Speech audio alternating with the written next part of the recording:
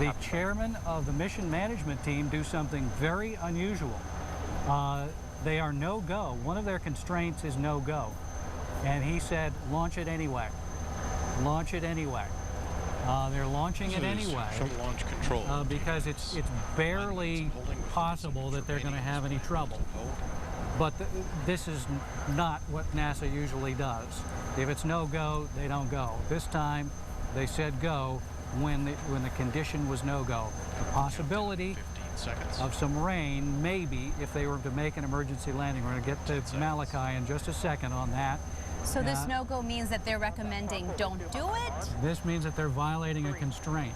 This means that the rules that they have are being violated. You can't fly through rain or the potential of rain in an emergency landing, which has never been needed before. Okay. Probably won't be needed.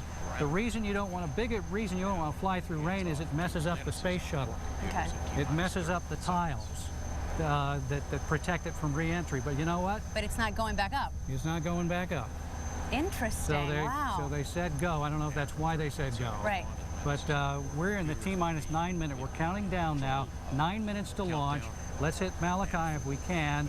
Real quick, Malachi. What do you think of the possibility of a stray shower somewhere near the runway in the next half hour or so? Well, Dan and Ike, that's a very good question. What we've zoomed into is our Viper Plus radar. There's a huge clearing area right here that we've been tracking over the last half an hour that's slowly working its way over the shuttle landing facility. Now, the only concern for rain would be those showers just offshore, about 10 miles or so. So depending on the loop around for a possibility of an emergency landing, I think that's what they're concerned about. But in the immediate area, we have clearing skies and no rain. So Dan, things look great from our perspective. Obviously, NASA has a much stricter criteria that they're looking at. All right, very good. Thanks, Malachi. That's a good look. I mean, it doesn't look like there's much out there, but just slight possibility. We wish the shuttle was right in front of us, because directly in front of us it's blue sky. The shuttle's behind us, though, and it's a little bit cloudy still above it. But this is fascinating that this is really a rarity to hear Houston say a no-go in this situation. On behalf of KSC launch teams past and present, we salute the entire astronaut corps for their dedication, not only for our expanded knowledge of the universe, but for the improvements you have contributed to on Earth. Have an excellent mission and Godspeed. Fantastic words, Roberta. Thank you very much. Great to your team. Thank you, sir. It's Orbiter Test Conductor Roberta Wyrick from United Space Alliance. Talking to the crew as we watch the access arm, the escape hatch. You see it just to the left of the shuttle there, swinging back. That's the way they would get off of the shuttle. T-minus 5 minutes, the pilot will be instructed to start the orbiter auxiliary power units. JRPS OTC, start APU display recorders. Yes, JRPS recorders are running. An extraordinary ending to an amazing era. 30 years of space shuttle flight perform APU pre-start.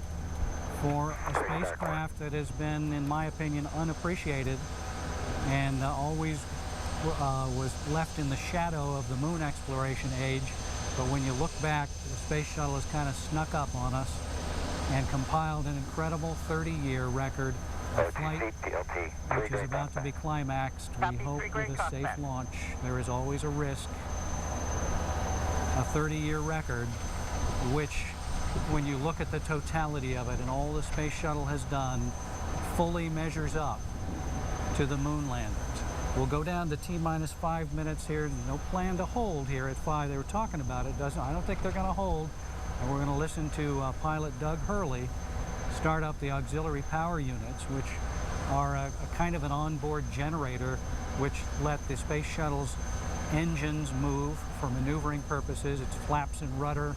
All those things are operated by the APUs, or auxiliary power units, as we take a look at hundreds and hundreds of media gathered to watch it for a last Coming time. up on T-minus 5 minutes in 3, 2, 1. T-minus 5 minutes and counting.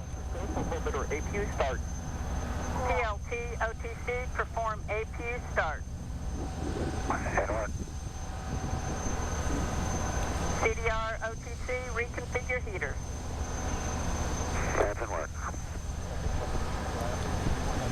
rocket booster safe and arm devices are now being armed. Well, it's a little hazy out here, but I think some folks across the river are going to get a little bit lucky. You're going to see it for a little time. And the APUs are sounding good. Now we're going to listen very quietly for a second, and just in the background you can barely hear the APUs coming up.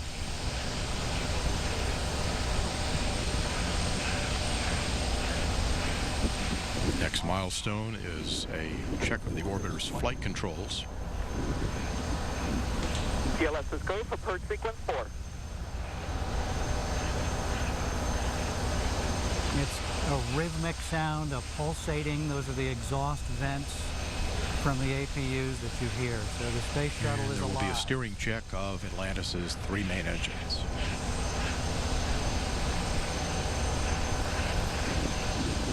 And there you can see the checks of the rudder moving. You see the engines move. Obviously very critical. You can't keep the nose pointed up unless you can do this.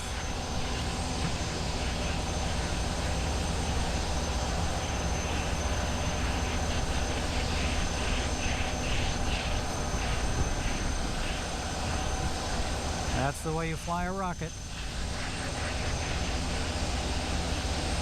And those 3 main engines Verifying now that have the to main ignite engines are in their start position. milliseconds apart, 1, 2, and 3, and come up to full thrust before they ignite the booster rockets and TLS is go for ET LO2 pressurization. let the bolts go. We are under 3 minutes to go. Now the A retraction of miraculous the gaseous day. oxygen vent arm, vent hood. Somehow the weather cleared. Somehow it's going to happen unless something very unusual TLT, comes up. OTC, clear caution warning memory. Verify no unexpected errors. Fuel cells going to internal. External tank camera being activated at this time. OTC, PLT, no unexpected errors. Copy that.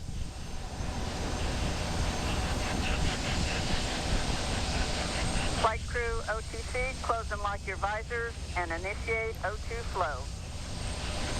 That's in work. T-minus 2 minutes.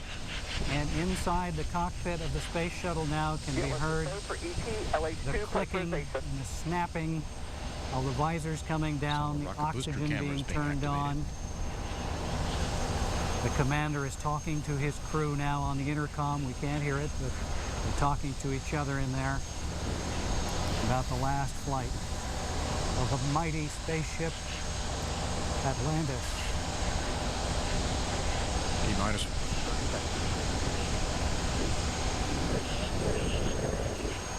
4.5 million pounds on the launch pad. Most of it is rocket fuel. 7.5 million pounds of thrust. sound suppression water system is being armed. And you'll never see it again.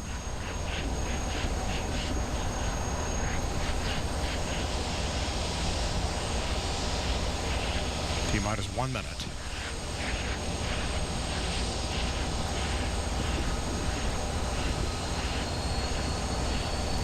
Space flight is about risk.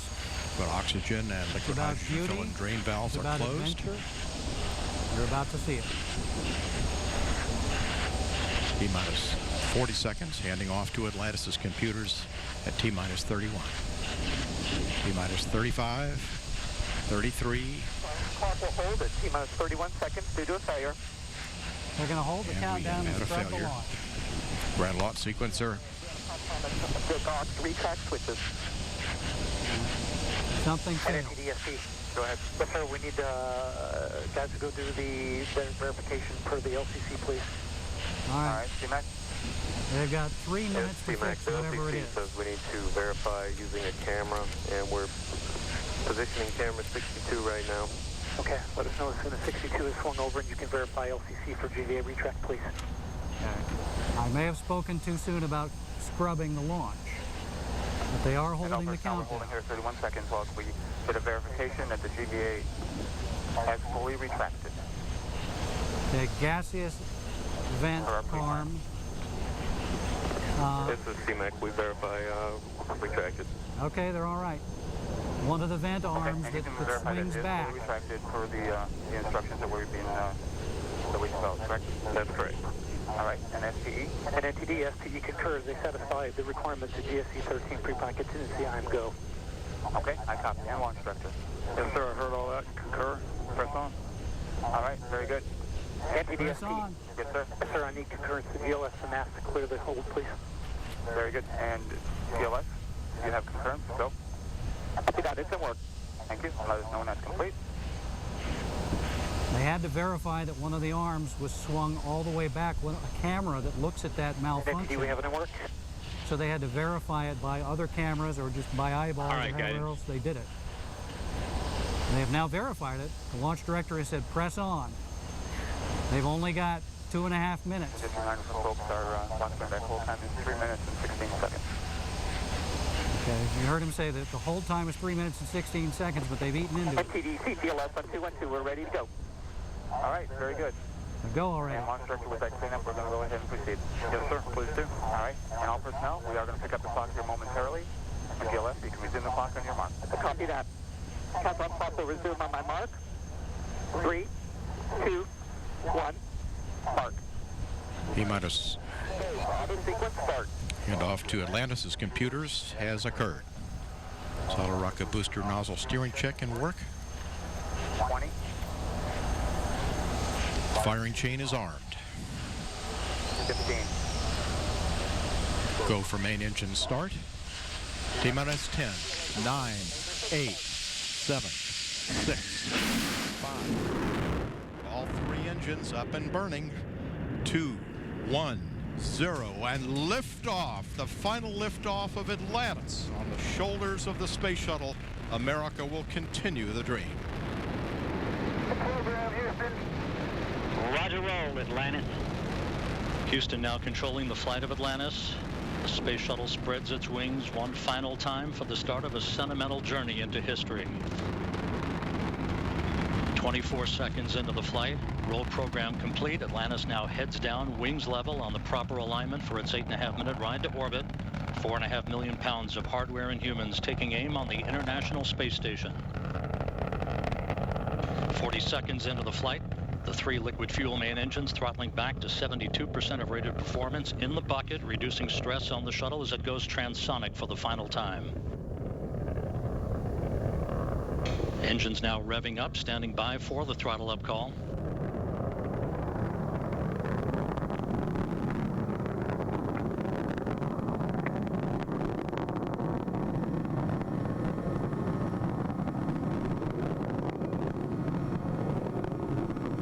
Atlantis, go at throttle up, no action, DPDT.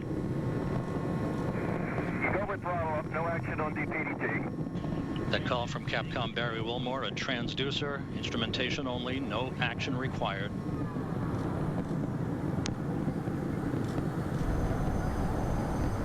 Atlantis now 15 miles in altitude, already 16 miles downrange from the Kennedy Space Center, 1 minute 40 seconds into the flight.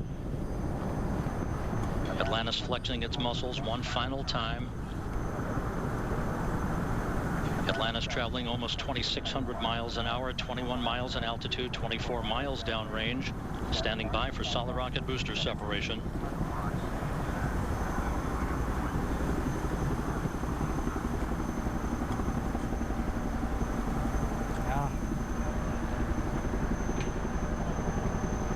Booster officer confirms staging a good solid rocket booster separation. Guidance now converging. The main engine steering the shuttle on a pinpoint path to its preliminary orbit. 2 minutes, 20 seconds into the flight. Atlantis already traveling 3,200 miles an hour, 35 miles in altitude, 50 miles downrange. The propulsion officer reports the orbital maneuvering system engines have ignited. Atlantis kicking on its afterburners for 1 minute, 23 seconds for the final phase of powered flight. Atlantis, 2-engine TOW. 2-engine TOW. That call from Capcom. Single pane day, so in the event of contingency, you're in plane plus 230 on the ECAL page. No comm VIs when you're ready to copy. Okay, in plane plus 230, go ahead. Press to ATO, 10.8. Press to MECO, 14.7. Well, I told you it was beautiful, didn't I? Press to MECO, 14.7. Wasn't that That's a good read back, magnificent? And it all sounds good. Because of the slightly late launch time, As, Capcom Barry Wilmore reading it all up to sounds pilot good Doug as Hurley, Atlantis the makes its updated final abort journey into boundaries space. for Atlantis. Everything in which is good flying shape. on the They're singular power updating their liquid abort fuel calls main there a engine, moment draining ago. half a ton of fuel per second from the No shuttle's big large deal. fuel Burning tank. half a ton of 3.5 fuel minutes per into the second. flight. Atlantis traveling In this 4,200 8.5 miles an hour, 54 minute miles in altitude, already flight 120 to orbit. miles downrange from the Kennedy And Space if you Center. stayed in Orlando because you were worried about the Good rain main and you engines, didn't think it three was good going to auxiliary launch, power units, three or good you fuel stayed cells in for Daytona Atlantis. Beach or Kissimmee or wherever you might have stayed, I'm sorry. But there's a lot of people with Gail Pascal Brown who I think got a good shout out. Gail, if you're there, contain yourself briefly now. How did it look from across the river? You know something? These people were standing here. I'm telling you right now, Dan, they were waiting. They were stopping. They were going. When Houston said no and NASA said go, they were just like, okay, we're going with it. Everybody was so excited. I found a young lady. She's an aerospace engineering student, Lindsay Blair. She and her father came here, and they've been wanting to see a launch. Just tell me the excitement that you have right now, Lindsay. There's nothing like it. I mean, and to be the last one and to actually be here and where we can actually see it take off was just amazing. I tell you, it is great, and I know you want to work for NASA someday. Are you saddened by the fact that this was the final countdown for the shuttle mission? Not really, because there's always better to come.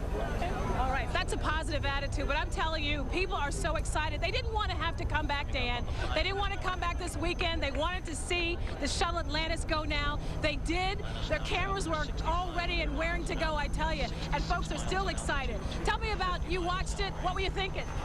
I was just really excited that I got to see the last one. Really? Yeah, I've seen 3 others, I think, so it's really cool that I get to see the last one. Now, of course, is going to be the drive back, and so please, you know, I just saw the mayor of Titusville not too long ago. He's been out here urging people to stay here and enjoy what's here, and don't worry about getting out in the traffic. I'm Gail Pascal Brown, live at Spaceview Park. What a crowd indeed for this final launch. And Gail, I'm glad you got the visual treat, and I'm glad everyone across the river did, and I hope everyone appreciates what they're looking at right now. We are 5 minutes and 45 seconds into the flight of Atlantis. You know what? Let's not talk. Let's just watch it for a little while as it rolls heads up over the beautiful blue Earth. And the guidance officer here in Mission Control confirms that the computers are commanding the main engines to swivel. Zaragoza, 104. Single engine Zaragoza 104. We've rolled to a heads-up position now, providing better communications to the tracking and data relay satellite system as Atlantis heads uphill. 6 minutes, 20 seconds into the flight. Atlantis, press to MECO. Press to MECO. That call indicates that we can make our normal orbital cutoff targets in the event of an engine failure. However, all 3 main engines continue to function normally. Phenomenal. Fergie, go the plus X, go the pitch. Down the shutdown plan, go for the plus X, go for the pitch. That call indicating that we will be in good shape for the orientation of Atlantis for external tank photography following main engine cutoff. Now 7 minutes into the flight.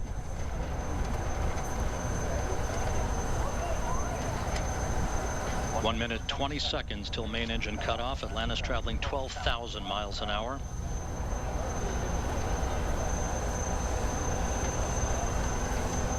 The main engines will soon be throttling down once again to limit the stress on the shuttle and its 4 crew members to that of 3 times the effective gravity. Atlantis currently traveling at a speed of more than 4 miles a second. 1 minute of powered flight remaining for Atlantis.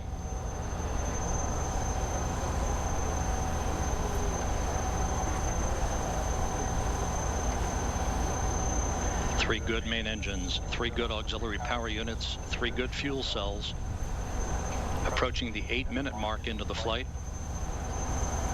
Live from space. Atlantis now traveling more than 15,000 miles an hour. And you're looking at a camera that is going 15,000 miles an hour, 8 times faster than a rifle bullet, and it looks like floating in the breeze. It looks like the most serene thing you could imagine. 8 minutes, 15 seconds into the flight, standing by for main engine cutoff. That'll be followed a few seconds later by the separation of the external fuel tank. That comes with an audible boom that you hear on board. Booster officer confirms main engine cutoff. For the last time, the Space Shuttle's main engines have fallen silent as the shuttle slips into the final chapter of a storied 30-year adventure. Now standing by for external tank separation.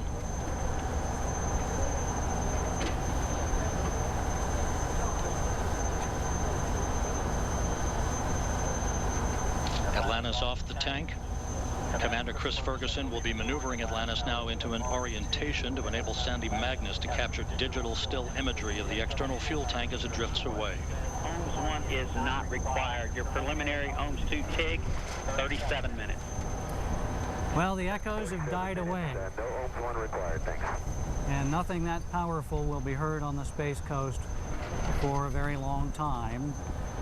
NASA is working on a way to put space shuttle tanks and boosters to work as a rocket without a shuttle attached. They may be able to do that someday, perhaps before the end of the decade, but it's a long time from now. I can't wipe the smile off my face. That was beautiful, and it was filled with drama, Dan. I mean, when you said 30 seconds and to go, it's scrubbed. It's not, I couldn't believe it. And then you were like, hold it, and they held, and they had just a few minutes there to fix whatever problem it was, and it ended up not being a problem. It was just they couldn't see a camera to be able to verify a certain door that was opening.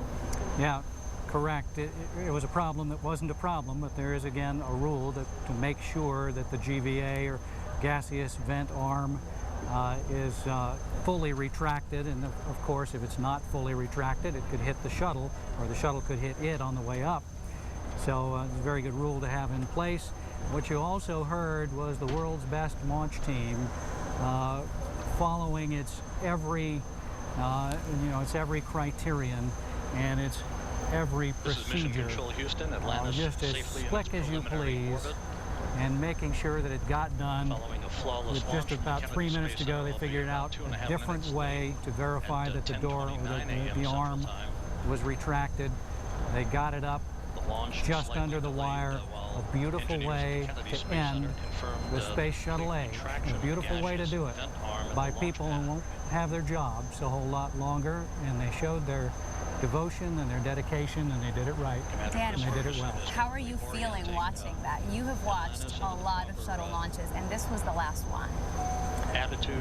Well, I'm feeling very sad. It's been hard, and it's been kind of a sorry experience for me to come to work every day this week. The space shuttle, the end of the space shuttle era was always a ways off. It was weeks off, or it was months off. The last couple of weeks, it has looked more like that train coming at you out of the tunnel with the light that you see, barreling right at you. And now that's it. We can experience the beauty of space flight for another 12 days with Atlantis, and try to savor the memories of something that was one of the great achievements of the United States of America. 30 years of space shuttle flights, but it's not going to last much longer. So a 12-day mission now lies ahead for the 4-astronaut crew on Atlantis right now. And I know that at the very end of their mission, after they leave the ISS, they'll pay some sort of tribute to not only that particular shuttle, but also the program and NASA. Yeah, they've kind of kept their plans a little bit under wraps. Certainly they will have a tribute. They're flying some special commemorative things like flags to bring home that have flown in space. It will be handed out to people who will be very lucky to get one. They won't be for sale. And things like that. So we'll be watching for the astronauts, who will also be extremely busy with all this cargo they've got to transfer from the shuttle to the space station. And be able to just watch all that unfold over the next 12 days or so. They have to put emotion aside for at least 10 days and focus on the work ahead at the ISS. WESH 2's Dave McDaniel is here with us at Kennedy Space Center. And Dave, how did it look to you? Well, Thanks. You know that I'm very fond of the word spectacular, and Atlantis fit the bill today. I want to show you some more very happy people. We're going to pan right over here. These were the folks that were right over by with the countdown clock that you're so accustomed to seeing. Those folks had lined the entire lagoon there with their cameras ready to record history. And as the shuttle cleared the launch pad, as the rumble started to be felt, they all held their breath, snapped their pictures, rolled their videos, and then as it just got a few degrees above the horizon, you could hear the cheers start to waft across. It was kind of a combination of the shuttle engines thundering and the roar of applause from the folks who had gathered, hoping that they would witness it, hoping that the clouds would clear, and then finally getting that opportunity. And it really was an amazing sight. And I got to tell